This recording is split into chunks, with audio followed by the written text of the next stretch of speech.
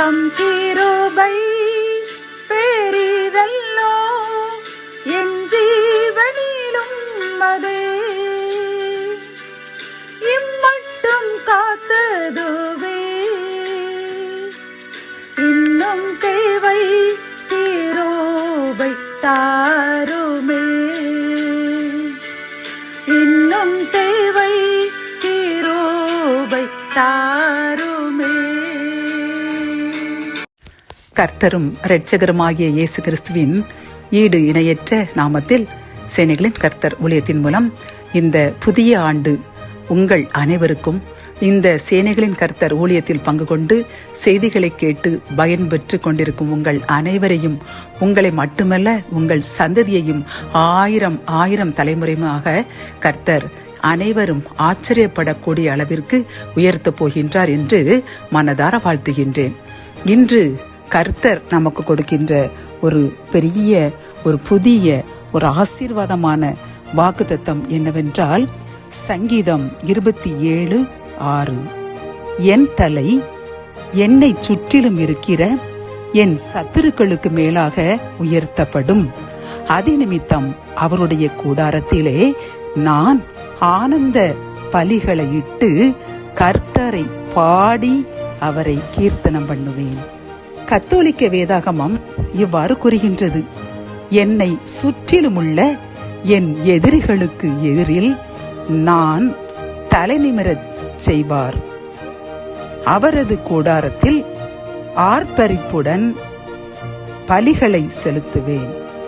ஆண்டவரை புகழ்ந்து பாடல் பாடுவேன் என்கின்றது என்ற வாக்குத்தத்த வசனம் நமக்கு கொடுக்கின்றார். பிரியமானவர்களே, நாம் இவ்வளவு நாளும் எதிரிகளினுடைய சூழ்ச்சிகள், சாத்தானுடைய தந்திரங்கள், இப்படி பல்வேறு போராட்டங்களில் போராடி கொண்டு நாம் இருக்கும் பொழுது, அதற்கு முந்தின வசனத்தில் அத்தகைய தீங்கு நாள் வரும் பொழுதும் கர்த்தர் தான் நம்மை அவருடைய கூடாரத்தில் மறைத்து, அவருடைய கூடார மறைவில் ஒளித்து வைத்து நம்மையும் நம் சந்ததியையும் காப்பாற்றி உயர்த்தினார். பிரியமானவர்களே, இப்பொழுது கர்த்தர் கூறுகின்றார், இப்பொழுது என் தலை என்னை சுற்றிலும் இருக்கிற என் சத்துருக்களுக்கு மேலாக உயர்த்தப்படும்.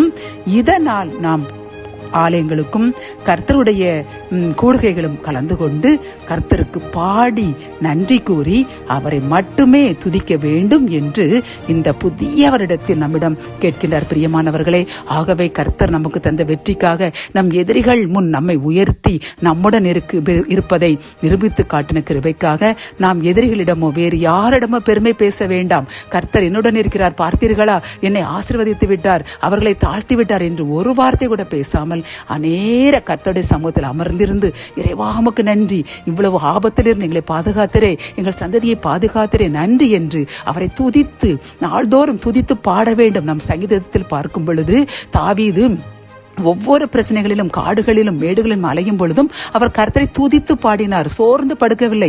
அப்படி இருக்கும் பொழுது கர்த்தர் நமக்கு தந்த வெற்றியை நினைத்து நாம் எப்படி துதித்து பாட வேண்டும் யோசித்து பாருங்கள். ஆகவே இந்த புதிய ஆண்டில் ஒரு முடிவை எடுத்துக்கொள்வோம். நித்தமும் அவர் செய்த நன்மைகளுக்கு துதித்து பாடிக்கொண்டே இருப்பேன். இரவு படுக்கைக்கு போகும் முன் குறைந்தது ஒரு 3 பாடலாவது பாடி அவரை நான் நன்றி சொல்லுவேன், என் பிள்ளைகளுக்கும் பாடச் சொல்லுவேன், எனது உறவினர்களுக்கும் இதை எடுத்துக் கூறுவேன் என்று ஒரு உறுதி எடுத்து கர்த்தர் நமக்கு அந்த வெற்றியை நாம் பாடி கொண்டாடுவோம். இந்த 25ஆம் ஆண்டு 2025ஆம் ஆண்டு இன்று துவக்கத்திலிருந்து முடியும் வரை கர்த்தர் அனைத்து காரியங்களிலும் நன்மையாய் நடப்பித்து நமக்கு முழு வெற்றியை தந்து நம்மையும் நம் சந்ததியையும் நம்முடைய எதிரிகள் முன்பு உயர்த்தி நம்முடன் இருப்பதை நிரூபிக்கப் போகின்றார். ஜெபம். என் அன்பு தகப்பனே, இந்த புதிய வருட வாக்குத்தத்திற்காக நன்றியப்பா. இதற்கு முன்னால் எங்களுக்கு தீங்கு வரும் பொழுது நீர்தான் எங்களை மறைத்து பாதுகாத்து வைத்தேன் என்று கூறின கிருபைக்காக நன்றி. இப்பொழுதும் இனிமேல் உன் சத்துருக்கள் உன்னை நெருங்குவதில்லை. உன் சத்துருக்களுக்கு மேலாக உன்னை உயர்த்தி அது நிமித்தம் நீ என்னுடைய கூடாரத்தில், உன்னுடைய கூடாரத்தில், என்னுடைய ஆலயத்தில், என்னுடைய செய்திகள் கேட்கப்படும் இடங்களிலெல்லாம் துதித்து பாடி நன்றி கூறு என்று கூறின அந்த வார்த்தைக்காக நன்றியப்பா. இந்த செய்தியை கேட்டுக்கொண்டிருக்கின்ற ஒவ்வொருவருக்காகவும் கோடி நன்றி கூறுகின்றோம். அவர்களை ஆசீர்வதிங்க.